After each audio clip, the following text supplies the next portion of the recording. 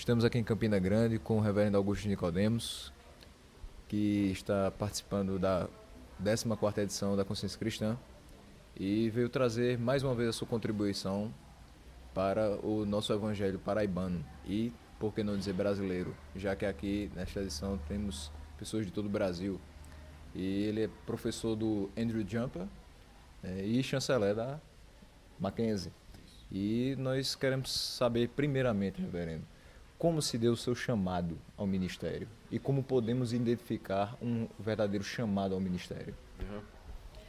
Ah, bom, meu chamado se deu na mesma ocasião da minha conversão. Me converti em 77, tinha 22 anos de idade, estava terminando o meu curso de desenho industrial na Universidade Federal de Pernambuco e foi uma conversão dramática. Eu tive uma vida muito desregrada, apesar de ter nascido num lar cristão, me afastei da igreja cedo.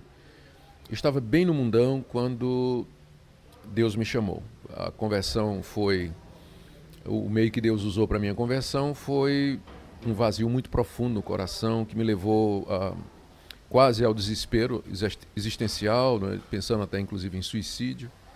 E ali eu encontrei a Deus e senti que, quando encontrei a Deus na mediação de Cristo, senti que que o desejo mais profundo da minha vida era dedicar o que restava dela para a pregação do Evangelho.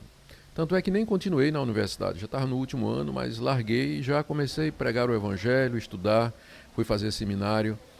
Então, eu creio que as pessoas são diferentes, ninguém precisa ter a mesma experiência de outro. Mas um chamado de Deus, eu creio que ele envolve fatores externos, como por exemplo, as condições e o reconhecimento da igreja e do povo de Deus, de que aquela pessoa tem vocação, que ela tem condições para ser pastor ou missionário, e as condições internas, a convicção do chamado de Deus, o desejo de fazer isso, pelo motivo certo. Glória de Deus, amor às pessoas, amor pela igreja. Às vezes as pessoas se dizem chamadas, mas elas estão vendo o ministério como um meio de vida, como mais uma profissão, um meio de ganhar dinheiro. Não deu certo em nada, e aí vai ser pastor, não é? Então, isso eu creio, isso com certeza é alguma coisa errada, equivocada e que tem trazido muito prejuízo. Sinais da vocação. Externos, chamado da igreja, o reconhecimento da igreja, o apoio da igreja. Interno, o desejo e a motivação correta de viver para a glória de Deus pregando o seu evangelho.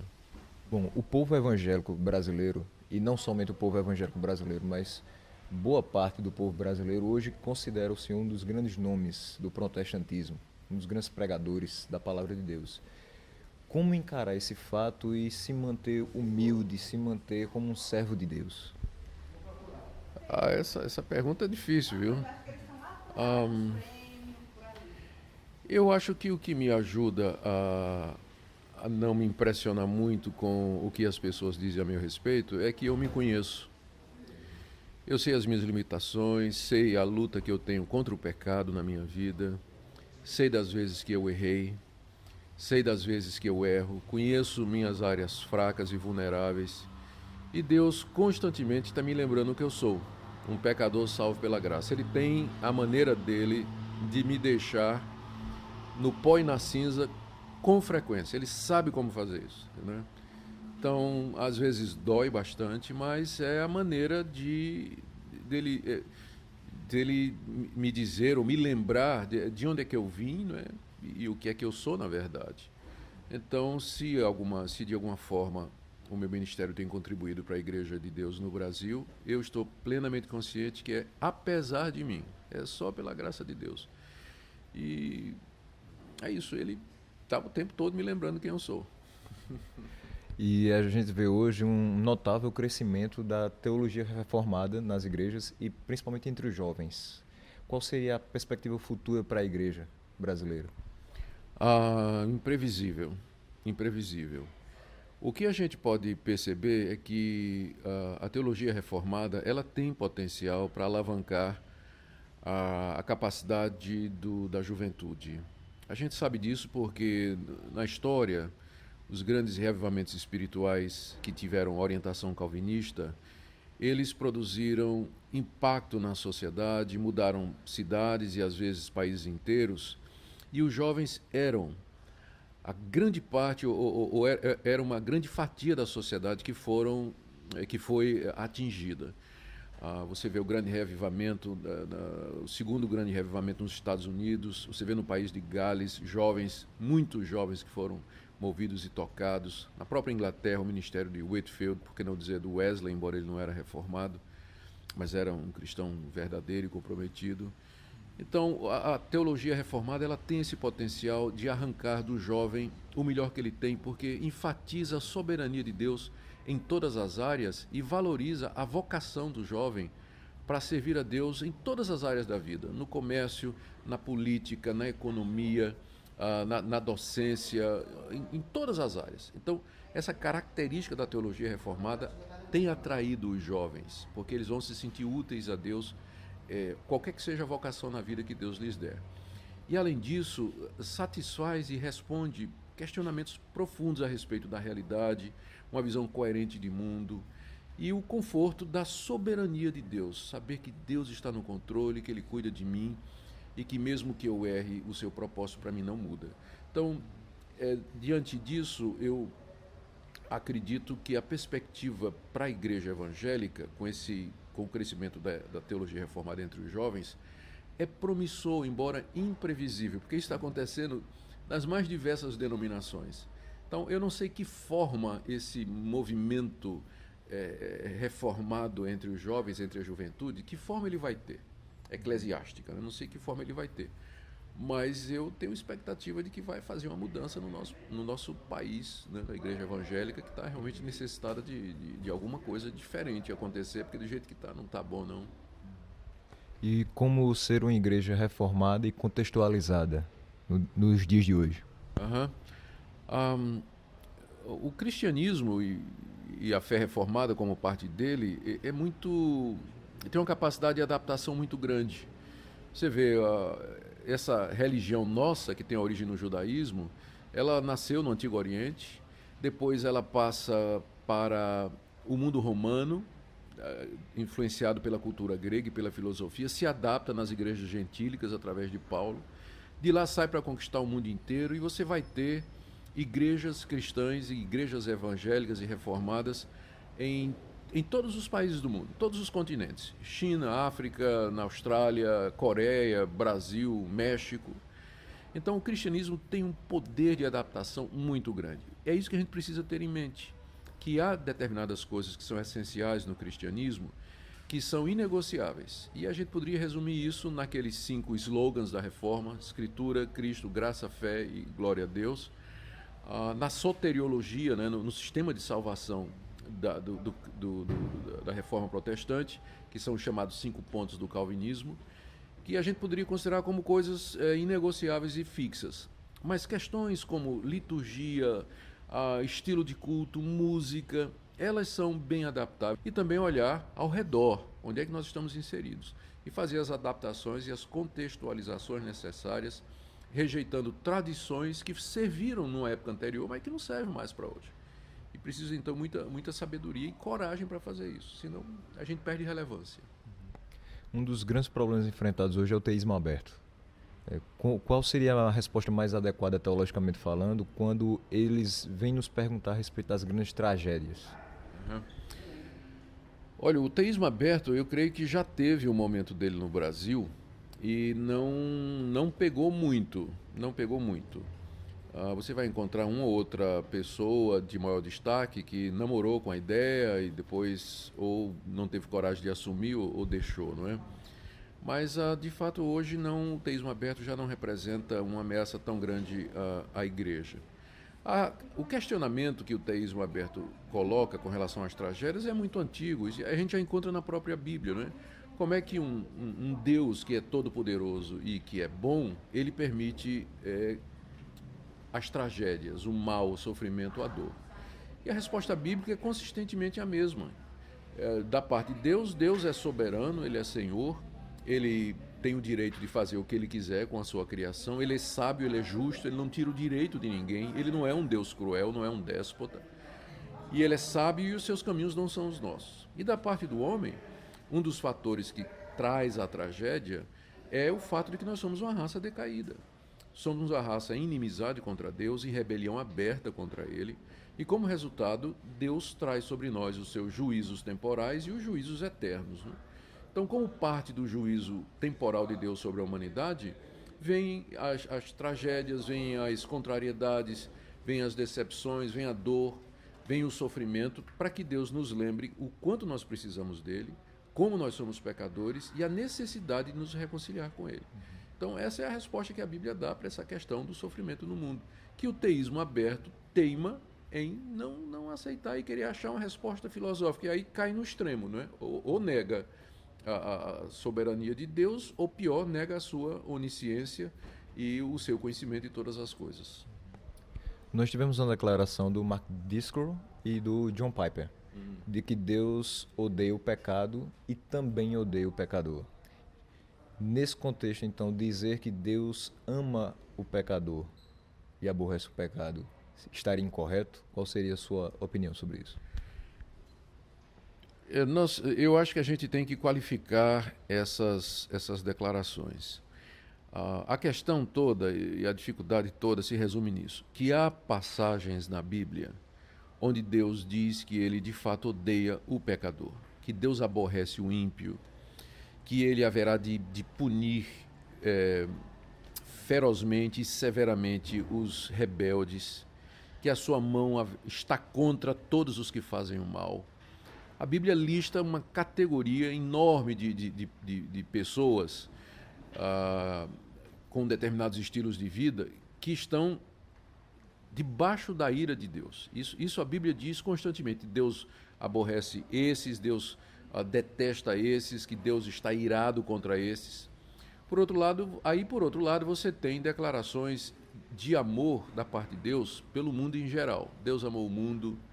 Há declarações de Deus. Você pega, por exemplo, o profeta Jeremias. Deus tem hora que ele está dizendo assim: eu estou irado com a nação toda. Aí de repente Deus volta e diz: mas se vocês se arrependerem e me buscarem, eu vou mostrar o meu amor por vocês, vos receberei, mesmo com um marido que recebe a mulher que traiu e coisas dessa natureza. Então, a única maneira da gente entender isso aí é que essa relação de amor e ódio de Deus com o pecado e com o pecador só pode ser entendida a partir da soberania divina e do conhecimento que Deus tem do que é que vai acontecer e da sua eleição e da doutrina da predestinação. Então, aqueles que Deus amou antes da fundação do mundo e os elegeu para serem seus, o amor de Deus por eles é imutável. E no tempo certo, Deus haverá de trazê-los ao arrependimento, mudança de vida, e vai reconciliá-los consigo mesmo. E aqueles contra quem Deus está irado, não é? E está irado desde a fundação do mundo, vai continuar irado, mesmo porque essas pessoas entregues a si mesmas, elas não vão nem querer se arrepender. Elas não vão querer saber de Deus, não estão interessadas com Deus e vão persistir na sua rebelião. Então nós temos que resolver o problema à luz da doutrina da eleição, não tem outra maneira. Aquelas declarações de Deus, da Bíblia, genéricas de que Deus amou o mundo, elas têm que ser entendidas da seguinte maneira: que Deus, quando Deus diz que ama o mundo, não quer dizer que ele ama cada indivíduo da mesma forma, mas que ele ama a humanidade a ponto de entre ela, escolher aqueles que ele determinou salvar para mostrar a sua glória e a sua misericórdia e seu amor, e mostrar também a sua justiça naqueles que não foram eleitos para isso. Então, está certo quando se diz que Deus odeia o pecador, e também está certo quando diz que Deus odeia o mundo. Só que você tem que entender, no contexto, essas qualificações aí. Não é? E a gente gostaria que o senhor tecesse alguns comentários sobre o João Calvino, e principalmente esclarecendo se todas as vezes que a gente fala em calvinismo, a gente está falando de João Calvino especificamente. Não, quando a gente fala de calvinismo, geralmente a referência é ao movimento que se originou com as ideias de João Calvino.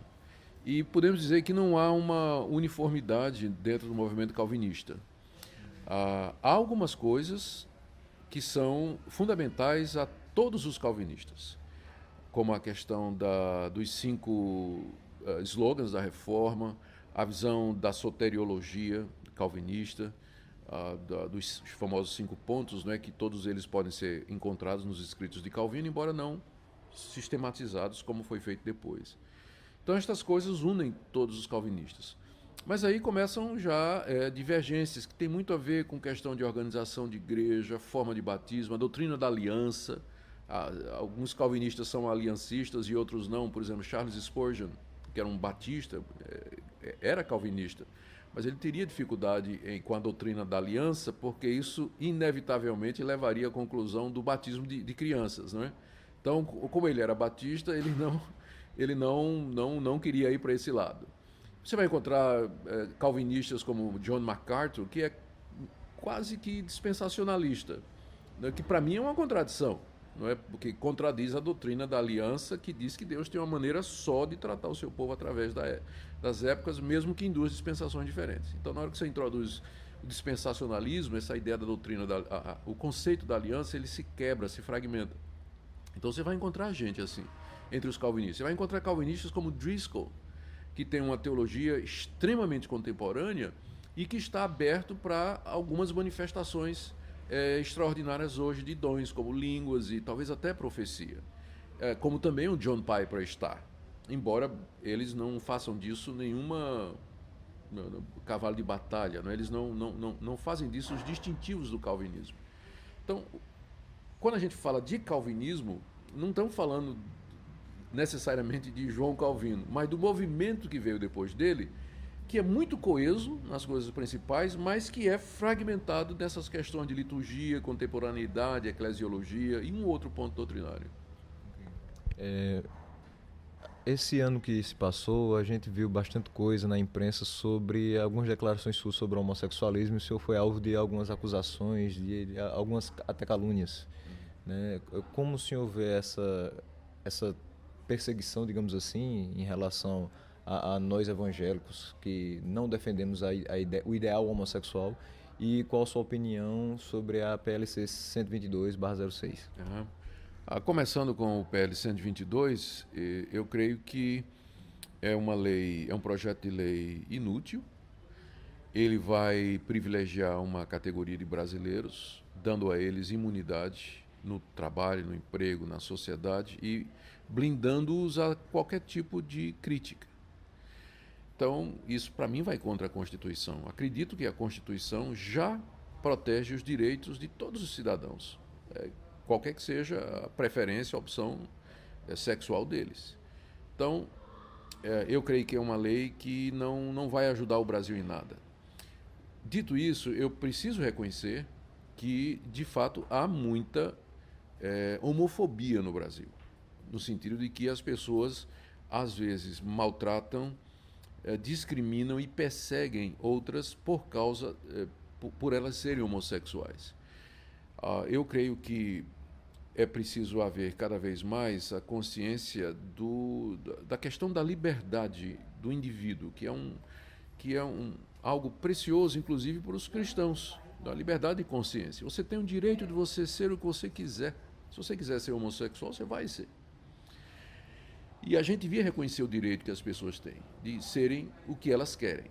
Por outro lado, eu também tenho o direito de achar o que eu acho sobre qualquer coisa e de dizer o que eu acho sobre qualquer coisa.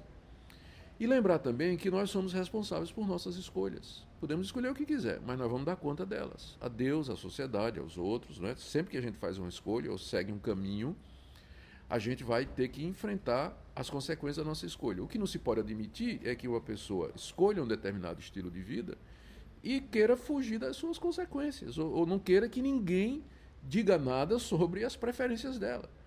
Então, o PL 122, ele já nasce inconstitucional, na minha opinião.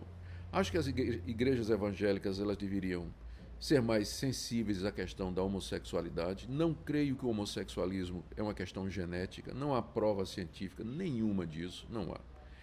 Eu creio que a uma certa altura a pessoa toma uma decisão de seguir esse caminho. Eu sei que há fatores familiares, há fatores hormonais que fazem até com que uma pessoa se sinta mais inclinada para isso, mas a pessoa pode lutar contra isso como luta contra qualquer outra tendência, não é? A pessoa pode enfrentar. A evidência disso é que há pessoas que um dia seguiram o caminho da homossexualidade e que não seguem mais hoje. São chamados de ex-gays, não é? Então, eu creio que o que se precisa deixar claro são nos dois lados. Por um lado, a igreja evangélica, a sociedade em geral, precisa ser mais sensível, respeitar as escolhas e dizer que um cidadão brasileiro que é gay, ele tem os mesmos direitos constitucionais de um cidadão que é heterossexual. Então, é claro, naquilo que a Constituição brasileira prescreve, né? Na questão do casamento gay, a Constituição brasileira só reconhece casamento entre um homem e uma mulher. Isso está no texto da Constituição, né? Então, as tentativas que estão sendo feitas aí para acabar com isso vêm sendo ao arrepio da Constituição, porque a Constituição fala de casamento entre homem e mulher. Mas os direitos garantidos por lei são de todos, homossexuais ou não. Fechando essa questão homossexual, o pastor Silas Malafaia foi um dos que se mostrou de forma bastante contundente contra a PL 122, até mesmo organizando passeata lá em Brasília. Como o senhor vê essa manifestação dele, essa participação dele contra a PL? Para o bem ou para o mal, gostando ou não, a participação do pastor Silas Malafaia nessa questão é muito decisiva. Porque ele consegue arregimentar a opinião pública, ele consegue sensibilizar a população brasileira e evangélica para o que está por detrás do PL 122. Agora, a gente gostaria que ele conseguisse fazer tudo isso sem que fosse necessário, às vezes, baixar o nível, né? Ou usar determinados vocabulários, ou sem ser tão agressivo.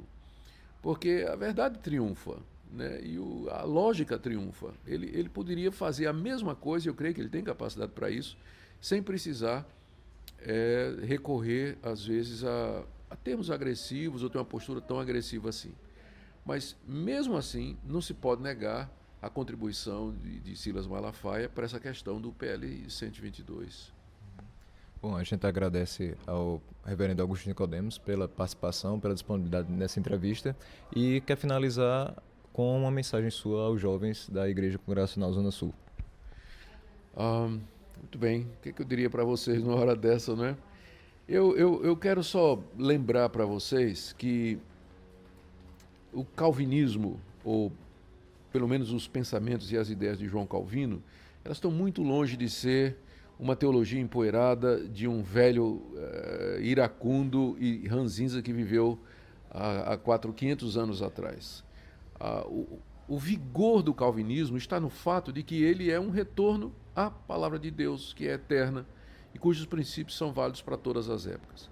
Então, recomendo o estudo de João Calvino, leitura das institutas dele, dos comentários dele, muitos já estão, ou quase todos já estão em português, e vocês encontrarão ali eu não vou dizer um jovem, não, quando ele começou ele era jovem, quando escreveu as institutas, mas vocês vão encontrar ali uma pessoa apaixonada por Deus, vivendo uma época difícil e cujo pensamento influenciou jovens no mundo inteiro. O calvinismo hoje no Brasil, ele vai fazer a diferença na sua vida, na vida da mocidade e da igreja. Então, minha recomendação é que você estude e, através de Calvino, você vá à fonte que é a Escritura Sagrada. Capítulo de número 1, verso de número 5. E antes de nós fazermos a leitura, vou até baixar um pouquinho. Antes de fazermos a leitura, eu quero esclarecer um pouco para você que não esteve conosco semana passada. Nós estamos